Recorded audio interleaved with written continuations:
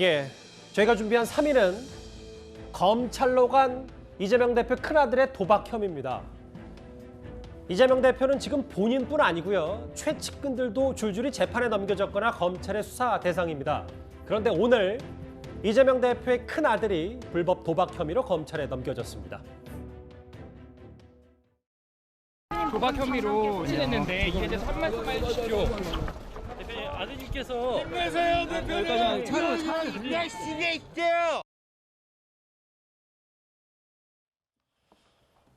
뭐 오늘 기자들의 추가 질문에 묵묵부답이었고 아들 질문도 좀 나왔던 것 같은데요. 먼저 이도원 의원님. 네.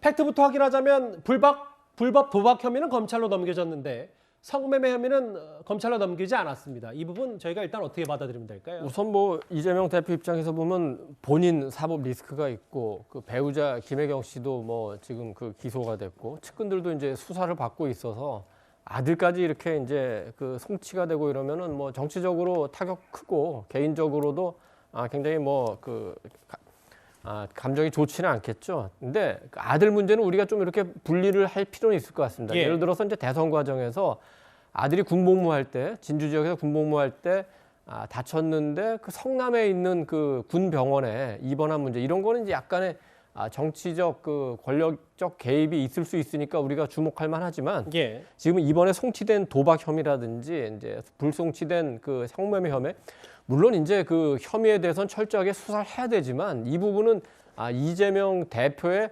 정치적 활동과는 관계는 없는 부분입니다. 그래서 그 부분은 또 아들은 아들대로의 또 성인이고 하니까 예. 범죄 혐의가 있으면 수사는 받지만 이 부분을 이재명 대표하고 직접 연결시킬 것까지는 없지 않나 이렇게 생각합니다.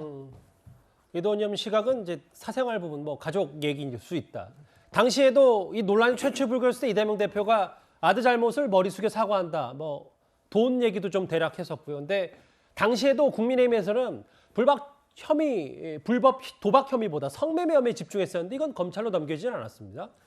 결국은 이제 저 부분도요. 아마 이제 또 뭐 이재명 대표는 때 멸문지가 운운하면서 조국 교수처럼 또 이게 아들까지 하느냐 이렇게 그 항변할 수 있을지 모르지만 예. 저 수사는요. 전부 그 아들이 다 이게 자초한 거예요.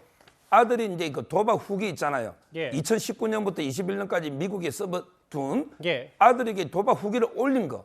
이것 때문에 그 자기가 이제 처벌이 되는 거고. 예. 그다음에 그 성매매 있잖아요.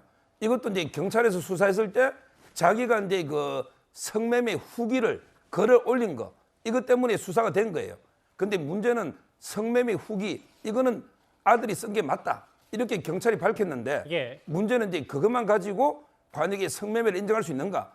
설령 우리 법은 자백이 유일한 증거일 때는 처벌 못 합니다. 예. 자백일 때는 이게 보강 증거가 있어야 되는 거예요. 예. 그러니까 이제 그 지금 업소도 없고 그 여성 성매매 여성도 특정이 안 되고 하다 보니까 이게 그 글만 가지고는 보강 증거가 없잖아요. 예. 그래서 이제 그 도박은 불송치가 됐고, 근데 성매매는 불송치가 됐고, 예. 도박은 이제 그 본인의 글 외에도 직접적인 증거가 많으니까 처벌 기소 의견으로 송치가 된 겁니다. 그러니까 후기를 쓴 건 이재명 대표 큰아들이 맞는데 그 부분 자체만 두고 검찰로 남기기엔 경찰도 좀 보강 증거가 없는 거죠. 아하.